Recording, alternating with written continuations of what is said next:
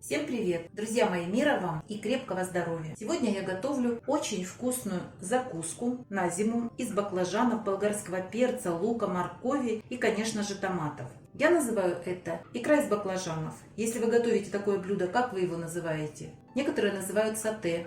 Но сате готовится с мясом, и рагу овощное готовится также с мясом. Вот мне интересно, как вы называете такое блюдо? Я уже второй раз готовлю. Из этого количества, что я сегодня вам предлагаю посмотреть, получается 8 700-граммовых баночек и еще немного в тарелочке, чтобы ваши близкие посмотрели, на что вы потратили 2 часа времени. Можно это убрать. Друзья мои, вот здесь у меня 2 килограмма баклажанов, 550 грамм лука, 800 грамм болгарского перца, 200 грамм моркови, 80 грамм чеснока, 80 грамм укропа свежего, 3 килограмма томатов. Промыла, удалила то место, откуда растет плодоножка, и прокрутила на мясорубку.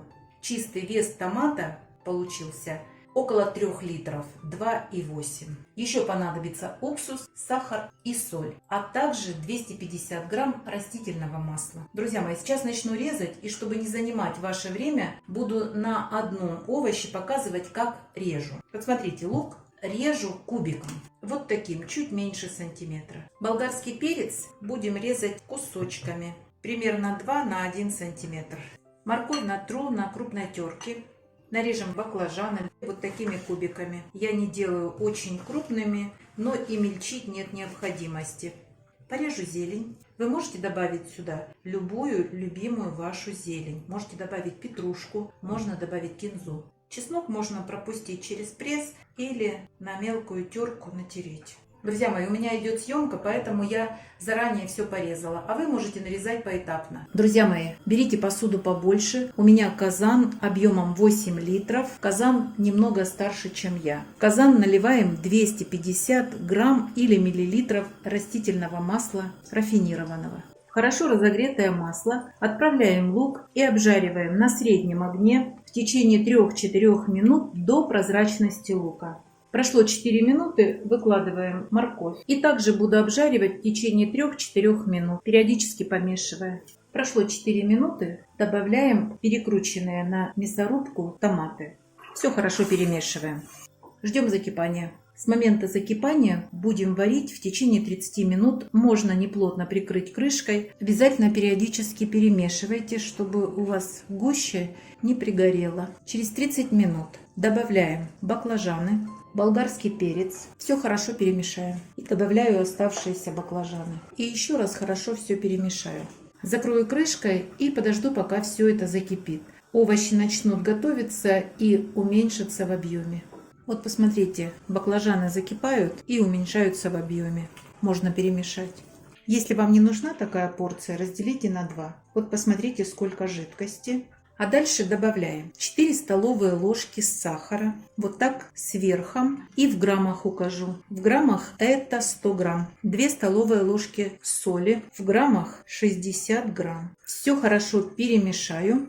Закрою крышкой и на огне чуть ниже среднего буду готовить в течение 20 минут. Время вышло. Добавляем укроп и чеснок. Обязательно попробуем на вкус. Я бы добавила соли, буквально 7-8 грамм. Друзья мои, в такую икру можно не добавлять уксус. Но я считаю, что столовая ложка, вот такая, 9% уксуса нам здесь не помешает. Но мы себя обезопасим и спокойно будем такую консервацию хранить.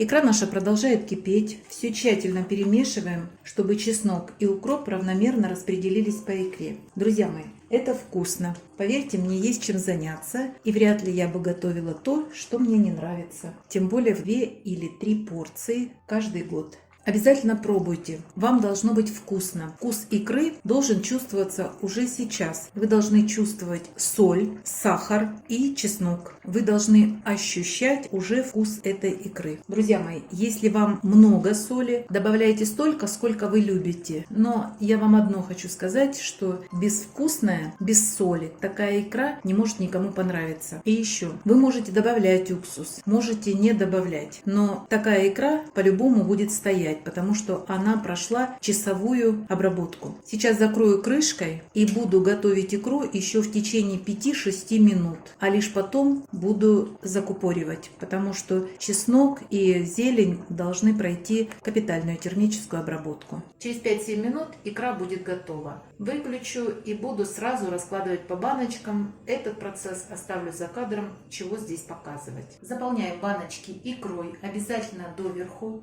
Банки обязательно стерилизуем, а крышки кипятим. Крышки должны быть и банки сухими. Сразу же горячими закатываем. Пока они горячие, вытираем тщательно. И ставим на крышку, чтобы проверить, не подтекает ли банка. Закрывать ничем не надо. Остынут, утром уберу в шкаф. Храню в шкафу при комнатной температуре. В закрытом шкафу, конечно. Желательно не на кухне. Как видите, получилось 7 700-граммовых баночек и 1 900-граммовая банка. Эту баночку мы раньше съедим, чем зима наступит. Друзья мои, необходимо сделать красивую картинку, а поэтому икру, которую я ранее закрывала, я сейчас специально открою. Когда открываем, обязательно перемешиваем, потому что растительное масло, оно естественно поднимется вверх. Вот такая получается икра. Как видите, остаются целыми баклажаны, болгарский перец, но это по-любому икра. Друзья мои, в такую икру можно добавить готовую консервированную фасоль. Это будет очень вкусно. Можно обжарить лучок на растительном масле до золотистости, высыпать туда баночку фасоли и выложить вот эту икру. Это будет самостоятельное, очень вкусное блюдо. А можно есть вот так с хлебом. Накладываем. Посмотрите, чудо-бутербродик. Готовьте, друзья мои. Это действительно вкусно и совсем не сложно. И не забывайте подписываться на наш с Петровичем канал. Пока-пока.